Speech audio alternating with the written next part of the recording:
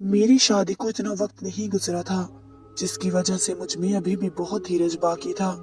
मेरी शादी को अभी कुछ महीने ही गुजरे थे। मुझे अपने कमरे से निकलने में बहुत शर्म आती थी, क्योंकि हर रोज मेरे ससुर धोती पहने सहन में लेट जाते थे।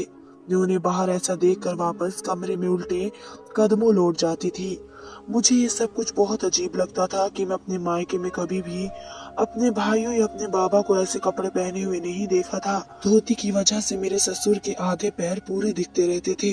मुझे हैरत इस बात पर होती कि उनको उनकी बीवी बेटा बेटी कोई भी इस चीज से मना नहीं करते थे, या शायद उन सबको इस बात की आदत हो चुकी थी। मैं नई नई थी, इस वजह से मुझे ये सब बहुत अजीब लग रहा था। मैं चाहती थी कि ये मैं बात किसी से शेयर करूं। मैंने कई बार ऐसा सोचा कि मैं ये बात अपने पति से बोल दूं, लेकिन मैं उन्हें ये बात बोलते हुए झिझक रही थी। फिर मैंने सोचा कि मैं ये बात अपनी ननद को बताऊं, लेकिन मैं चुप हो गई, क्योंकि वह उनके बाबा थे। उन्हें ये बात मेरी बुरी भी लग सकती थी, इसलिए मैं झिझक की वजह से ये बात किसी से बोल भी नहीं पाई। क्योंकि मेरी शादी को अभी इतना वक्त नहीं हुआ था, मुझे समझ नहीं आता था कि ये रोज ऐसा क्यों करते हैं। कभी कभार मेरा दिल चाहता था उनके मुंह पर जाकर ये बात बोल दूं कि आप ये पहनकर अंदर लेट जाएं, लेकिन इतनी हिम्मत मुझ में नहीं थी। मैं तो झिझक की वजह से कमरे से निकल ही नहीं पाती थी। यहाँ तो मैं बात करने का सोच रही थी। पहले तो मैं गुस्से में तय कर लिया था कि ऐसा जरूर करूंगी, और हिम्मत करके आगे भी बढ़ती थी, लेकिन मुझे एकदम से डर आने लगता था और मैं पीछे हो जाती थी। मेरे दिल में एक बात बहुत बार आती थी कि अगर मैंने कोई भी उल्टी बात की तो बहुत गलत बात हो जाएगी, क्योंकि मेरा नया ससुराल हो सकता था। किसी को मेरी बात बुरी लग सकती थी। मैंने देखा था मेरा पति और उनकी बहन सब मेरे ससुर की बहुत इज्जत करते थे, और उनकी एक पुकार पर दौड़े दौड़े चले आते थे। ऐसे में अगर मैं कुछ भी उनके खिलाफ बोलती तो ये सब यही कहते कि कभी इसे आए हुए दिन ही कितने हुए हैं। आते ही ससुर की शिकायतें लगानी शुरू कर दी। ससुर को तो कोई कुछ नहीं बोलता, सबकी नजरों में मैं ही बुरी बन जाती, इसलिए मैंने चुप रहना सही समझा। इसलिए मैं डर जाती थी और कुछ नहीं कहती थी। मुझे अंदाजा था ससुराल में सब कुछ बर्दाश्त करते हुए चलना है। ये चीज मेरी माँ ने मुझे पहले ही समझा दी थी। इसकी वजह से मैं किसी से भी अपने इस दुख को शेयर नहीं कर पाती थी, बस खामोशी से अपने होठ सी लेती थी। देर से कमरे से निकलने पर मेरी सास मुझे बहुत सुनाती थी और बहुत डांटती थी, लेकिन मैं उनकी डांट को चुप होकर सुन लेती थी, क्योंकि मैं जानती थी कि अगर मैंने उनको ये बोला कि मैं आपके पति की वजह से ही अपने कमरे में बंद रहती हूँ, इस पर भी 100 बातें होनी थी, और मैं नहीं चाहती थी कि घर का माहौल जरा भी डिस्टर्ब हो मेरी वजह से, और मेरा पति और मेरे से नाराज हो। मुझे उन सब चीजों से बहुत डर लगता था, इसलिए मैं चुप थी और अपनी सांस की सारी बातें बर्दाश्त करती। वैसे उनका डांटना सही था, जो काम दिन के होते अब वह शाम में भी पूरे नहीं हो पाए थे, इसलिए मैं बहुत ज्यादा गुस्सा करने लगी थी।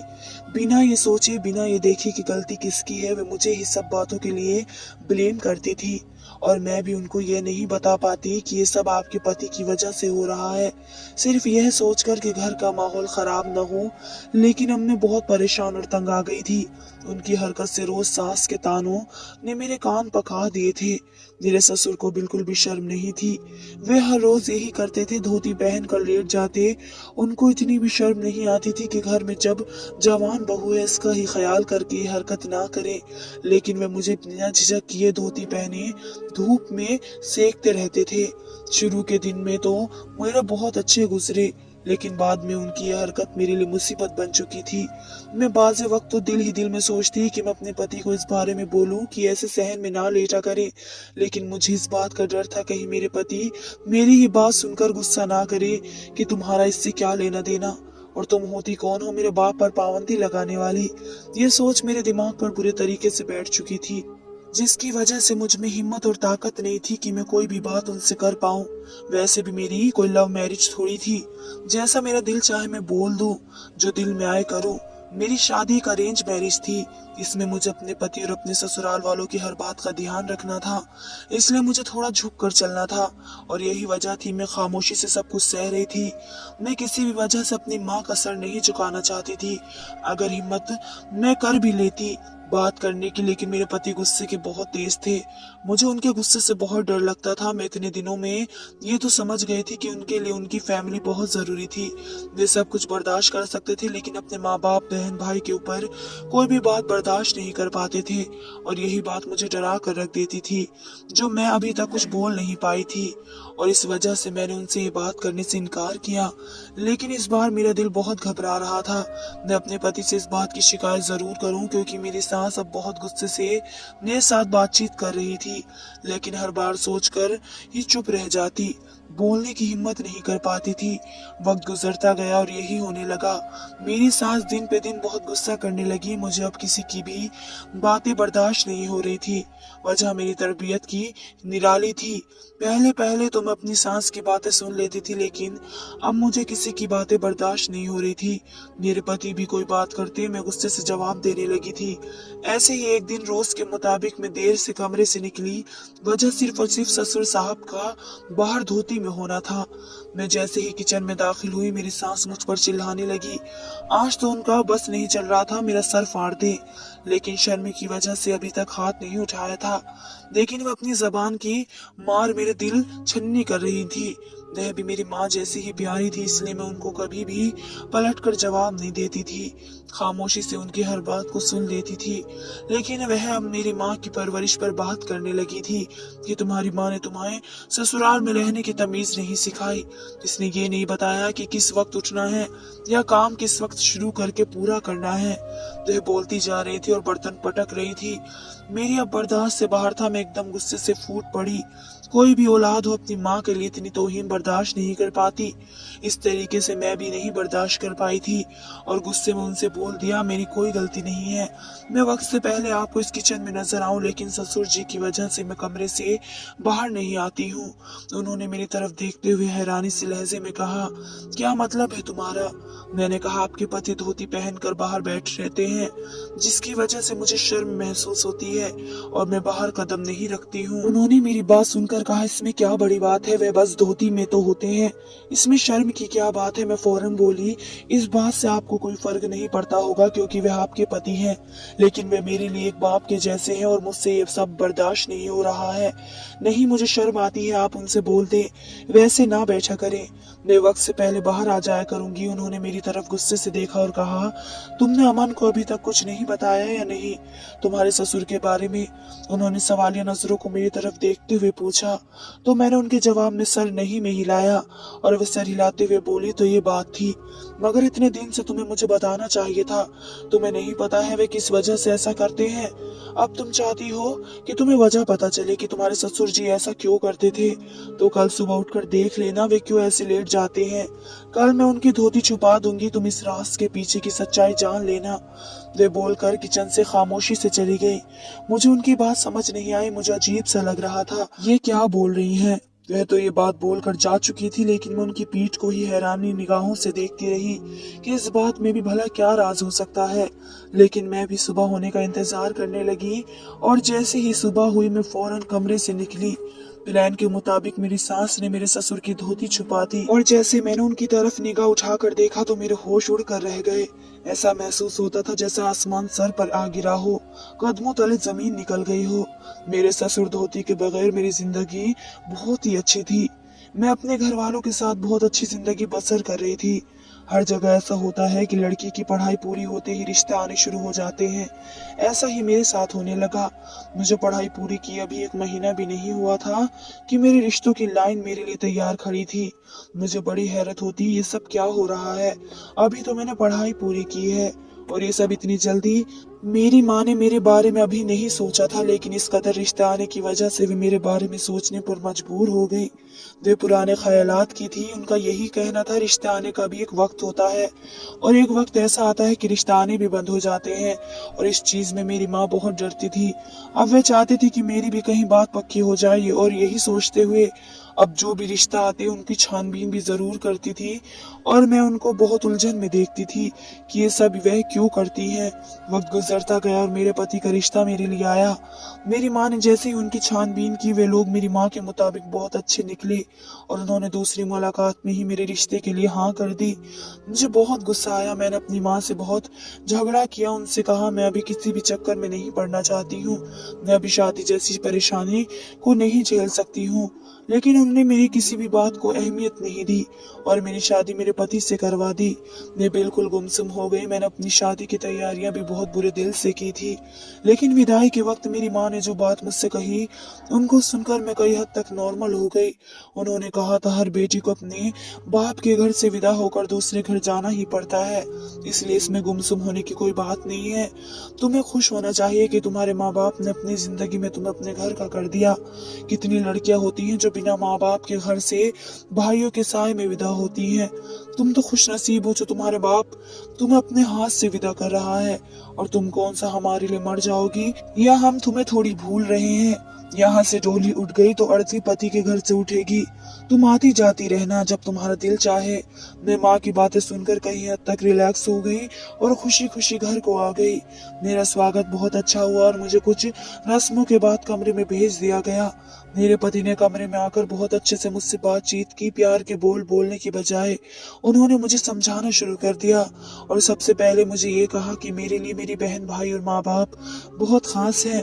उनकी तरफ से वे कोई शिकायत नहीं चाहते, इसलिए मैं पहले दिन से ही होशियार होकर रहने लगी कि ससुराल में किसी को भी किसी भी किस्म की गलती का मौका नहीं देना।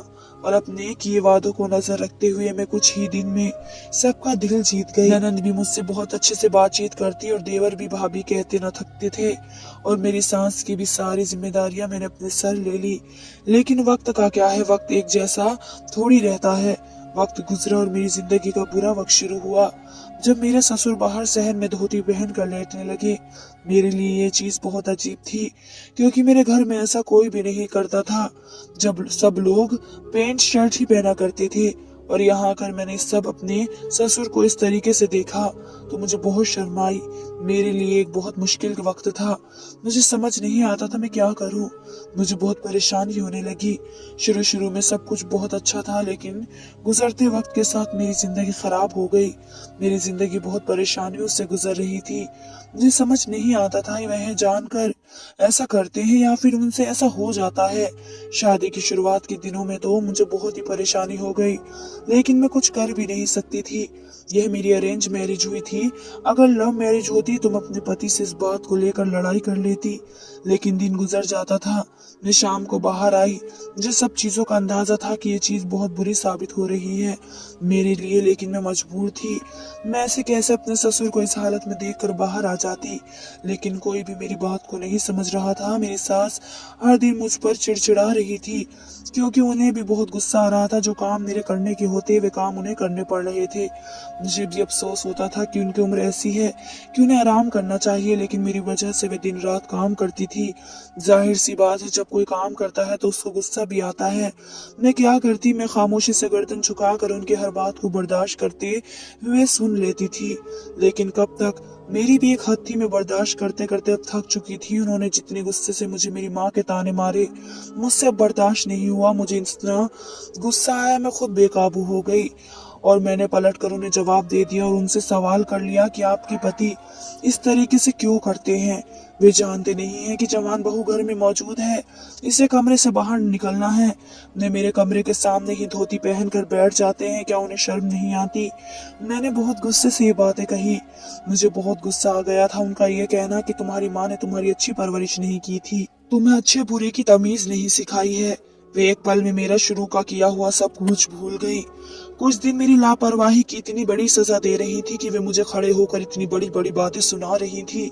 मुझे बहुत अफसोस हो रहा था और जैसे ही मैंने उनके सामने अपनी ये बात रखी कि आप अपने पति को कहें कि उस तरीके से धोती पहन कर ना बैठें, तो उन्होंने ऐसी अजीब बात कही कि मेरे तो होश उड़ गए। वे कहने लगी कि मैं रात को ही उनकी धोती छुपा दूंगी और जो यह राज है वे क्यों बैठते हैं तुम्हें पता चल जाएगा। मेरी आंखें एकदम चमकी थी कि क्या बात बोल कर गई हैं। मेरे कान खड़े से हो गए थे। ऐसा क्या मुमकिन है? कि वह किसी कारण की वजह से धोती पहन कर बैठते हैं। मैं बहुत ज्यादा हैरान और परेशान थी। मेरी रात यही सोचते सोचते आंखों ही आंखों में कट गई।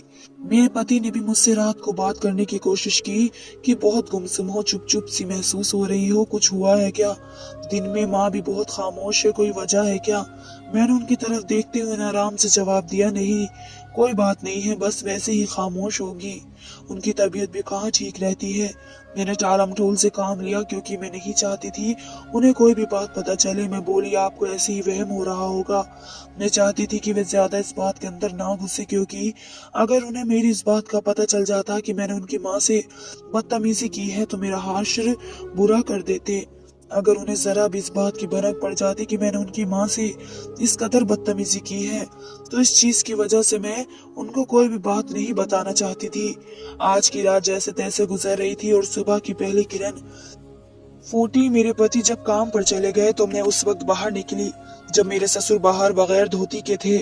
उनके ऊपर एक चादर सी डली हुई थी और उनका एक साइड का पांव बाहर निकला हुआ था। मुझे इतनी शर्म आई, मैंने एकदम ही अपनी आंखें झुका ली। लेकिन मेरी सास मेरे पास आकर बोली, ऊपर आंखें करके इनकी टांग की तरफ देखना। मैंने जैसे ही देखा मुझे एहसास हुआ जैसे वहां पर कुछ हुआ हो। मैं थोड़ा सा पास जाकर देखने लगी तो वहां पर मुझे एक दाना से महसूस हुआ। मैंने हैरान निगाहों से अपनी सास की तरफ देखा तो वह मुझसे कहने लगी, तुम्हारी शादी से पहले उनके पाँव में कुछ परेशानी हो गई थी, उनके पाँव में एक दाना है। तो डॉक्टर को दिखाने के बाद उन्होंने कहा था कि इन्हें धूप सेकने की जरूरत है, जिसकी वजह से वे धोती पहनकर सैन में लेटते हैं। उन्हें इतनी तकलीफ होती है जो तुम्हें बता नहीं सकती। दर्द की वजह से वो रात रात को सो नहीं पाते और तुम शर्म कर रही हो उनसे। वे तो खुद बेचारे किसी से क्या बात करेंगे, वे तो खुद मजबूर है, चल भी नहीं पाते। तुम्हारे पति उनकी देखभाल करता है। मुझे तो हैरत है कि अभी तक तुम्हें अमन ने कुछ बताया क्यों नहीं। मैंने उनकी तरफ देखते हुए नम आवाज में कहा, माँ मुझे नहीं मालूम था कि बाबा के साथ इतनी परेशानी है, वरना मैं कभी भी इस तरीके से नहीं करती। मैं उनको गलत समझ रही थी कि वह ये जान कर रहे हैं, लेकिन मैं आज बहुत शर्मिंदा हूँ कि वे बेचारे अपनी तकलीफ के कारण यहाँ ऐसे लेटे होते हैं। लेकिन मैं क्या करूँ, मुझे बहुत शर्म आती है क्योंकि मैंने अपने घर में कभी भी किसी को ऐसे धोती में नहीं देखा। जिस भी मर्द को देखा वे पैंट शर्ट में ही देखा, इसलिए मुझे शर्म आ जाती है। तो वह कहने लगी, बेटा वे तुम्हारे माँ बाप की उम्र के हैं, तुम्हें कोई शर्म करने की जरूरत नहीं है। तुम अपने वक्त पर बाहर आओ, अपने काम पूरे करो और अपने कमरे में चली जाओ। बाहर घूमने फिरने की तुम्हें जरूरत ही नहीं है। मैं उनकी बात से राजी थी इसलिए खामोशी से सर झुका गई। मुझे खुद भी बहुत शर्मिंदगी हो रही थी। मैंने बहुत गलत किया था। मैं दिन भर काम करते हुए यही बातें सोच रही थी कि आज ही अपने पति से बात करूंगी और कहूंगी कि बाबा को किसी अच्छे डॉक्टर को दिखाएं और उनका इलाज कराएं।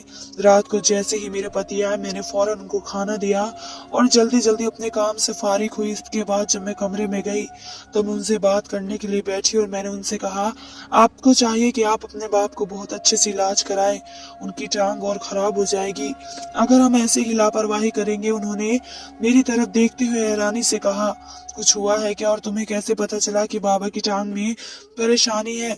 मैंने निगाहें नीचे करके सारी बात अपने पति को बता दी। वह भी मेरी बातों को बहुत गौर से सुन रहे थे। मैंने आखिर में उनसे यही कहा कि मैं बहुत शर्मिंदा हूँ, मुझे इस तरीके से शर्म नहीं करनी चाहिए थी। बस मैं थोड़ा सा घबरा जाती थी कि वैसा क्यों करते हैं। और माँ ने जब मुझे बातों की वजह से लड़ाई की तो मैं भी बर्दाश्त नहीं कर पाई और मैंने उन्हें जवाब दे दिया। लेकिन उन्होंने मेरी गलतफहमी को दूर करने के लिए यह राज मुझे बता दिया। वैसे आपको चाहिए था कि आप मुझे पहले ही उन सब के बारे में बता देते तो मैं गलतफहमी का शिकार नहीं होती।